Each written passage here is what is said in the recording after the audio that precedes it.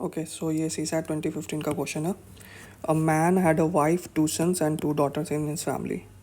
Man है, उसकी wife है, दो सन है उसके और दो डॉटर्स हैं। The daughters were invited to a feast. Daughters को फीस्ट में इनवाइट किया गया था। And the male members of the family went out to take part in a picnic. और मेल मेंबर्स जो हैं वो पिकनिक गए हैं। The fathers man did not return from his work.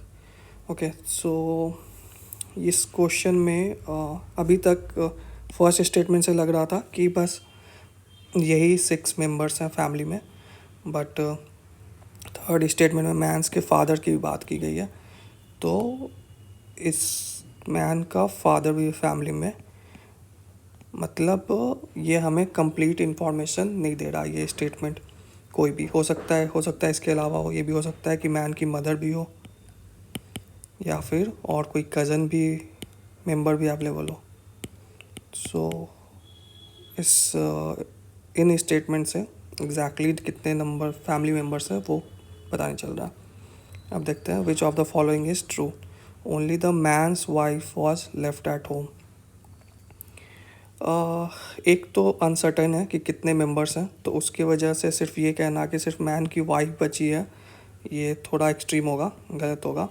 दूसरा, इस वजह से भी फर्स्ट ऑप्शन ए को गलत कह सकते हैं, क्योंकि यहाँ लिखा है डॉटर्स वेयर इनवाइटेड। उन्हें इनवाइट किया गया था, वो गई या नहीं गई इस पे इंफॉर्मेशन नहीं दिया हुआ है। जबकि मेल मेंबर्स के बारे में कंफर्म्ड है कि वो बाहर गए और पिकनिक में पार्ट लिए, बट डॉटर्स का कुछ कंफर्म नहीं है। तो अगर वो इनवाइटेड थी बट अगर वो फीस्ट में नहीं गई तो घर पे वो भी हैं, तो इसलिए भी ऑप्शन ए गलत है। ऑप्शन बी है, it is likely that man's wife was left and home. ये पॉसिबिलिटी है क्योंकि लाइकली बोल रहा है और मैन की वाइफ की बारे में इन तीनों स्टेटमेंट में कुछ है भी नहीं कि उसे पिकनिक में इनवाइट किया गया है या फिर वो किसी वर्क पे गई है। तो इसके पॉसिबिलिटी है सही होने की।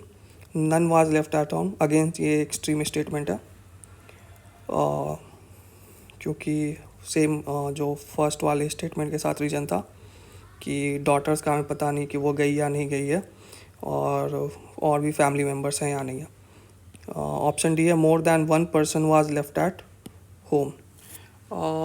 ये भी अनसर्टेन है, क्योंकि अगर फैमिली मेम्बर्स में बस ये हैं, ये 6 और इनके फादर, तब भी नहीं कह सकते, क्योंकि अगर डॉटर्स पिकनिक फीस्ट में चली गई तब तो सिर्फ वुमेन बची, और अगर डॉटर फीस्ट में नहीं गई तो वुमेन और डॉटर्स भी बचेंगी, तो इसलिए भी डी गलत है।